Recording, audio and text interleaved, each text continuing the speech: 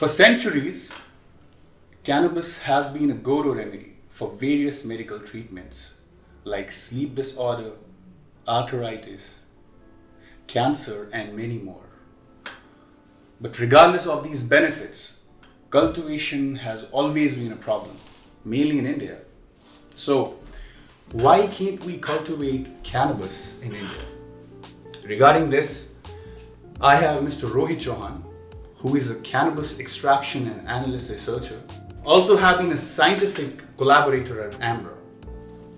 Well, Rohit is currently working as a CTO at Estarian Star Private Limited.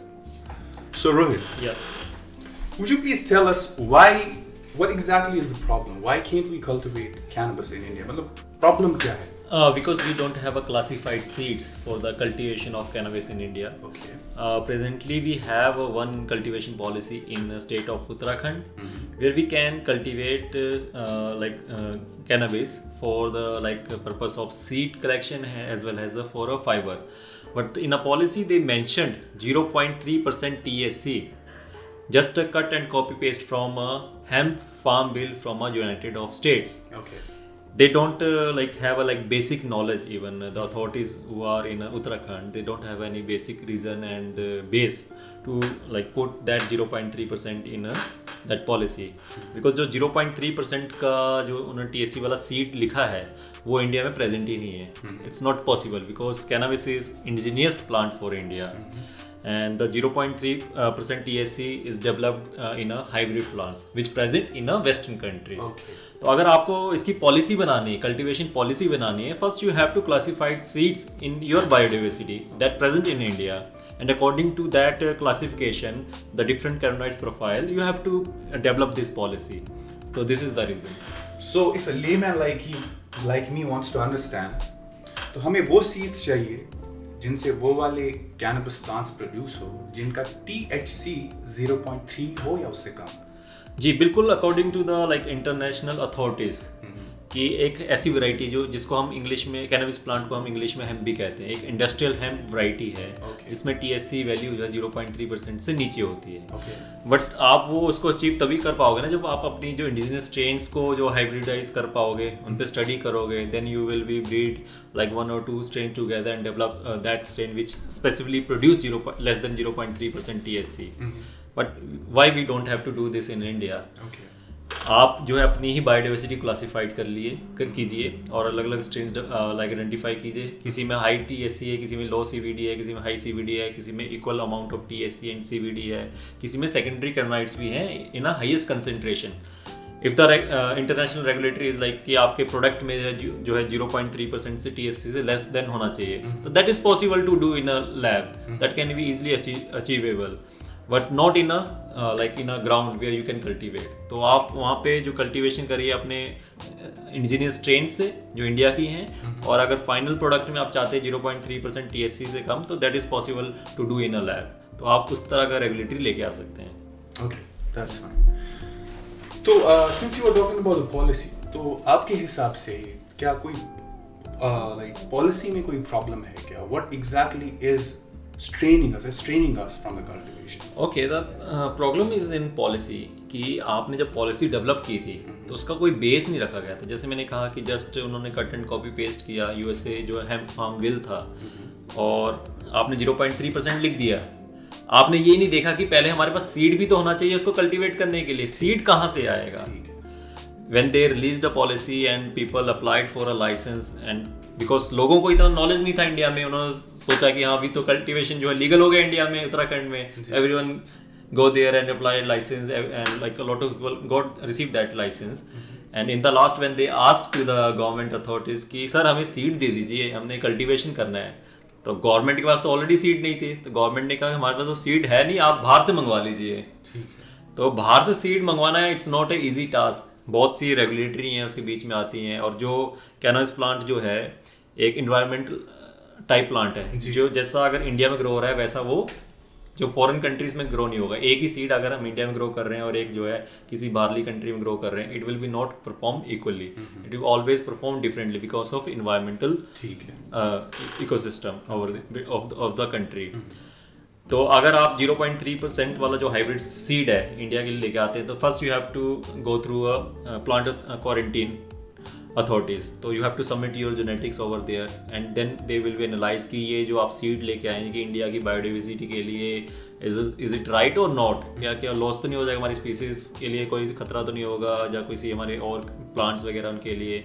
If you pass that then you will be cultivate in your farm in Uttarakhand, but there is no guarantee कि वो seed जो 0.3% ही produce करेंगे यहाँ पे. There is no guarantee, there is no guarantee even if you get the seed from outside that is like registered seed कि ये seeds जो हैं वेस्टर्न कंट्री 0.3% प्रोड्यूस करती हैं, but the same will be not applicable in India because यहाँ पे cannabis के लिए लाइक बहुत ही अच्छा इन्वायरमेंट है. India is like indigenous plant of India. So you are telling कि जो कैनबिस यहाँ पे बनते हैं, जो प्लांट्स यहाँ पे प्रोड्यूस होते हैं, they are best out of the world, like the best out of the world, as I told you, because they have different cannabinoids profiles, highest and lowest and equal. And जैसे मैंने आपको बताया कि बाहर का seed आप उगा भी देंगे उससे ज़्यादा ही 0.3% से ज़्यादा आएगा और according to the policy you have to destroy your crop. तो नुकसान किसका हुआ? नुकसान तो एक किसान का हुआ और एक लाइक एंटरप्रेन्योर का हुआ जो इस फील्ड में काम करना चाहता है. सरकार का क्या जा रहा है? सरकार ने तो सोते सोते एक पॉलिसी लेके आ गए जिसका कोई बेस नहीं था और पॉलिसी निकाल दी और आज के टाइम में वो पॉलिसी सिर्फ नाम की ही पॉलिसी है. Nothing is happening on a ground level. Would you give a little brief about the policy? ये कौन सा एक्ट है? Anything you know about? It's like industrial hemp policy of Uttarakhand.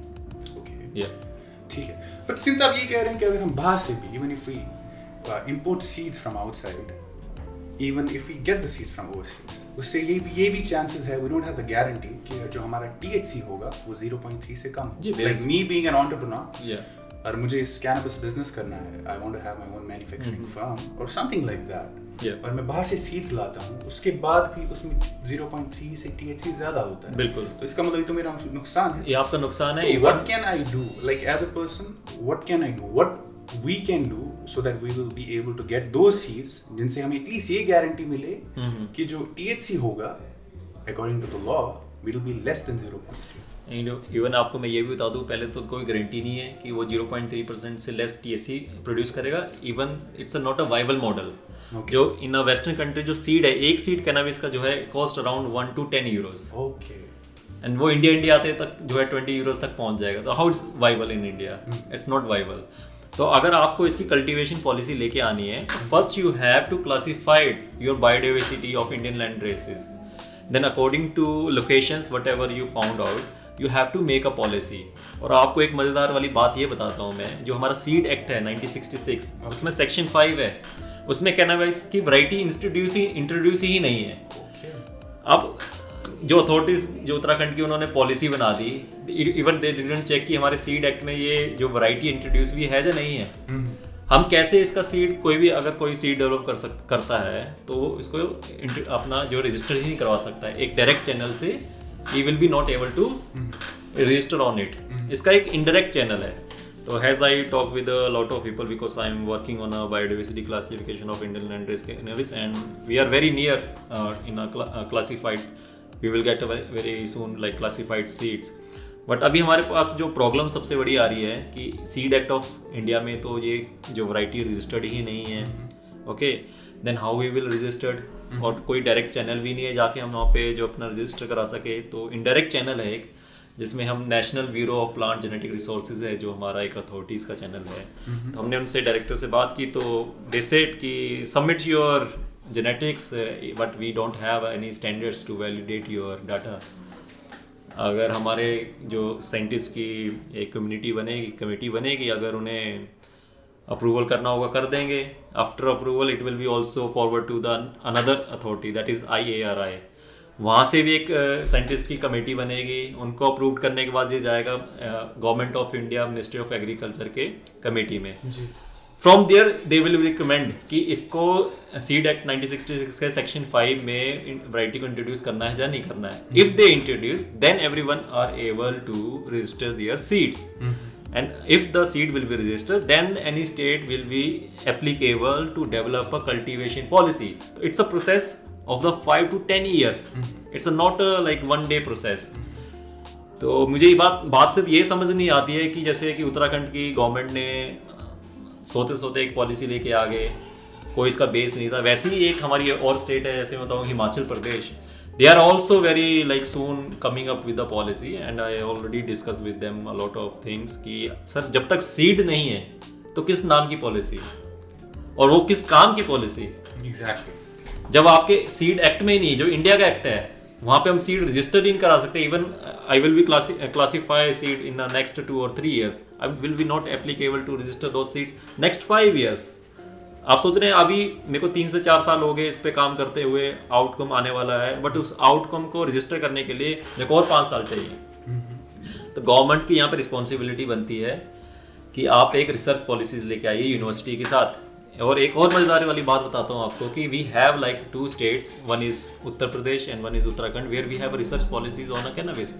तो you can collaborate with the university and do a research, but they जो research का outcome है that will be a seed, classified seed. उस classified seed को register कराने के लिए direct access नहीं दिया गया है। तो गवर्नमेंट को जो सोचना चाहिए इस पे, उसको डायरेक्ट एक्सेस देना चाहिए सीड को रजिस्ट्रेशन कराने के लिए इस पॉलिसी के तहत। तो इनको जो है चेंज करना चाहिए policy. Okay, so what I understand is कि हमें थॉरो रिसर्च करनी पड़ेगी to get the right seed. जी। So would you please help us to understand कि so government has to introduce these institutions, they have to fund in these research institutes out Definitely. there. So right now what is happening? Do we what sort of cannabis education are the government providing? There is no education on a baseline. Even in authorities or in like big universities in India, no one have like basic knowledge on a cannabis. तो बहुत ज़्यादा lackness है related to technology and education. और अभी आपको एक और बात बताता हूँ कि last year national medicine plant board of India they released expression of interest for the biodiversity classification of cannabis. Anyhow, like we applied and in the next 2 weeks, like public commission, like close that expression of interest. So we don't know like what is going between the authorities कि कैसे होगा। हम बता रहे हैं आपको, but आप करना नहीं चाह रहे, आपका इंटरेस्ट नहीं है।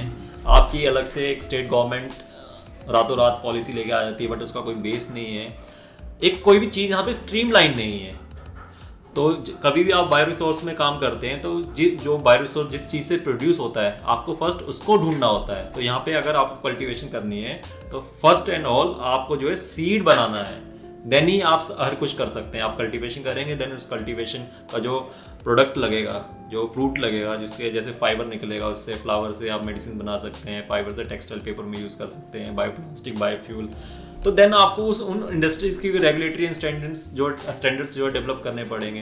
तो वो स्लोली बाय स्लोली होगा, बट सबसे पहला काम है आपको सीड बनाना, जो एक पूरा मिसिंग है यहाँ पे। Okay, so if we talk about like for example कल 5 साल बाद 10 साल बाद government comes up with a policy कि चलिए जी let's think about how to get on with the seed cultivation, the right, how can we get the right seed which will give us the THC we require.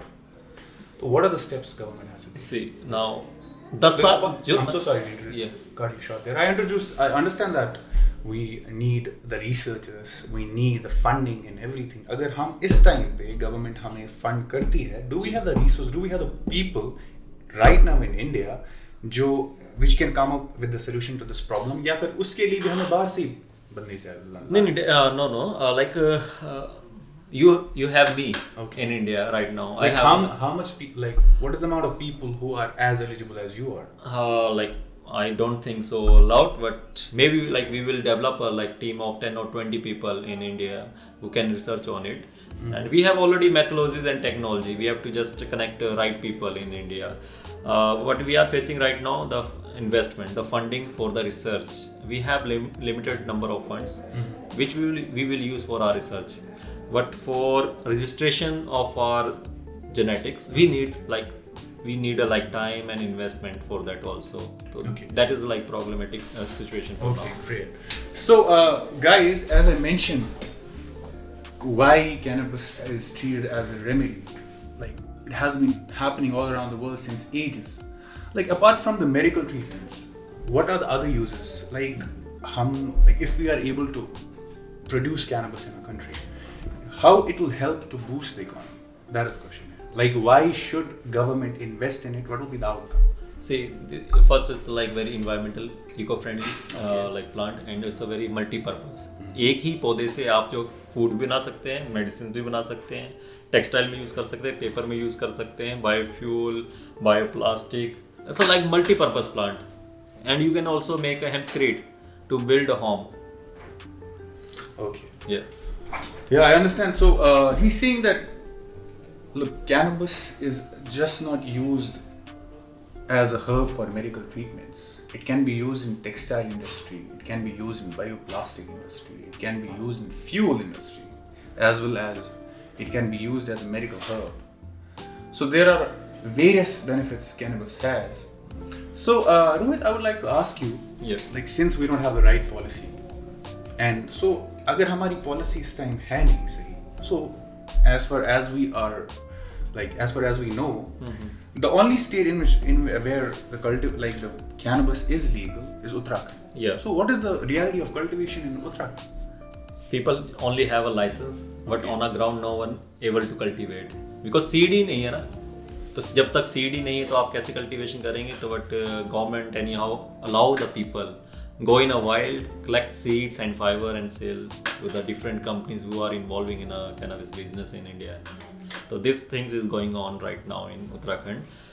And on the same stage, Himachal Pradesh government also cut and copy the Uttarakhand policy. Okay.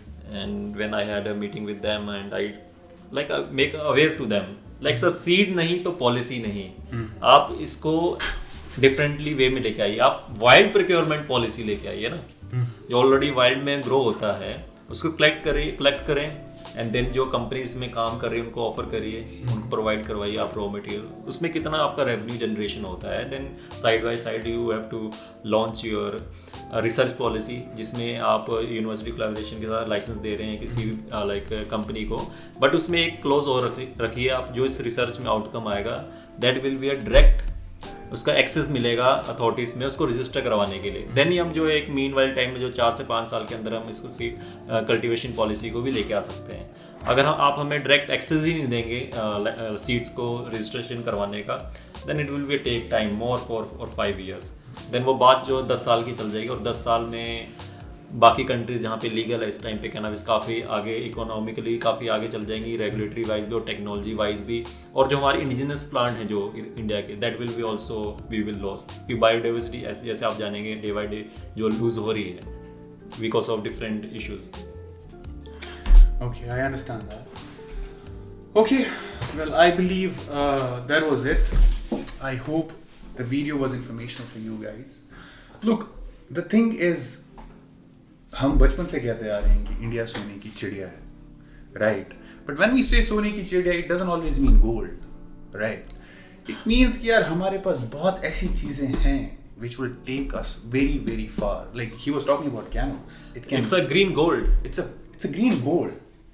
The thing is when we will learn to use it and how to use it and when to use it. Yeah. If you see nobody is talking about it. Mainstream, I don't think mainstream media has any idea about it. Right, so we, as the citizens, we have to take an initiative. The only thing we can do is make people talk about it, right? And that's what we are trying to do. Make people talk about the cannabis and its benefits. So guys, if you liked the video, please hit the like button. If you have any question regarding it, comment. We will try to answer as soon as possible. And share it. That is the thing I'm telling you. You have to share it so people will talk about it. That's all from today. And thank you, Rohit. Thank you, Mark. It was great speaking with you. I hope we are meeting very soon. Thank you, guys.